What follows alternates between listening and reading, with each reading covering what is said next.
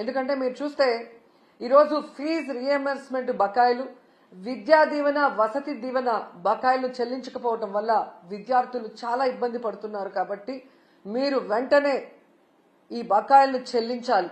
లేదంటే 5వ తేదీ లోపల చెల్లించకపోతే వైఎస్ఆర్ కాంగ్రెస్ పార్టీ విద్యార్థులు వారి తల్లిదండ్రులతో కలిసి ఫీజు పోరు పెద్ద ఎత్తున చేయబోతున్నామని కూడా హెచ్చరిస్తున్నాం. ఎందుకంటే ఈ రాష్ట్రంలో డిగ్రీ, ఇంజనీరింగ్, పీజీ చదువుతున్న పేద మధ్య తరగతి విద్యార్థులకి కట్టాల్సిన 3,900 కోట్ల ఫీజు రియంబర్స్మెంట్, స్కాలర్షిప్ బకాయిలు ఇంతవరకు కట్టలేదు. సో 4 క్వార్టర్స్ కి సంబంధించిన ఈ ఫీజు బకాయిల్ని ప్రభుత్వం చెల్లించకపోతే ఆ పేద విద్యార్థులు చదువుకు దూరం కారా? మీకు ఈ విషయం అర్థం కావటం లేదా అని ప్రశ్నిస్తున్నాం.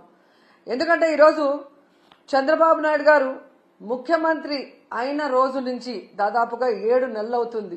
ఈ ఫీజు రియంబర్స్మెంట్ కోసం, వసతి దీవెన, విద్యా దీవెన కోసం ₹1 కూడా చెల్లించకపోవడం సిగ్గుచేటని కూడా ఈ సందర్భంగా తెలియజేసుకుంటున్నాం.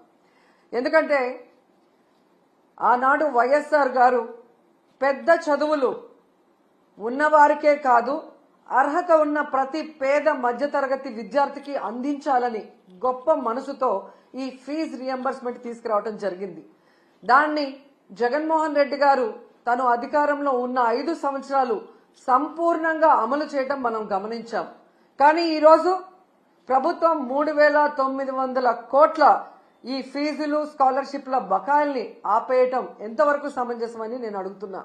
ఎందుకంటే ఈరోజు మీరు చూస్తే విద్యా దీవెన కింద 2,800 కోట్లు, అలాగే వసతి దీవెన కింద 1,100 కోట్లు, అంటే దాదాపుగా 3,900 కోట్లని బకాయిలు పెట్టడం వల్ల కొన్ని కాలేజెస్ లో విద్యార్థుల్ని క్లాసులకి రానివ్వట్లేదు.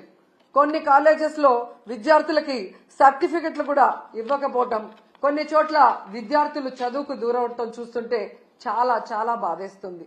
ఎందుకంటే విద్యతోనే పేదరికం సమూలంగా నిర్మూలించే అవకాశం ఉంది.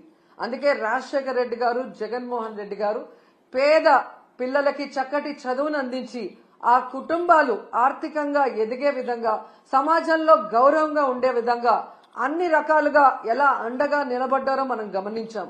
కానీ చంద్రబాబు నాయుడు గారు డబ్బున్న వాళ్ళు మాత్రమే చదువుకోవాలి, తన పార్టీలో ఉన్న ప్రైవేట్ స్కూళ్లు, కాలేజీలు ఉన్న వాళ్లే ఫీజులు దండుకోవాలి అన్నట్టుగా ఈరోజు పేద విద్యార్థుల్ని చదువుకు దూరం చేసే విధంగా చర్యలు చేపట్టడం, ఇవ్వాల్సిన బకాయిలు ఇవ్వకపోవడం అనేది మనం గమనించాలి. అండ్ ఈరోజు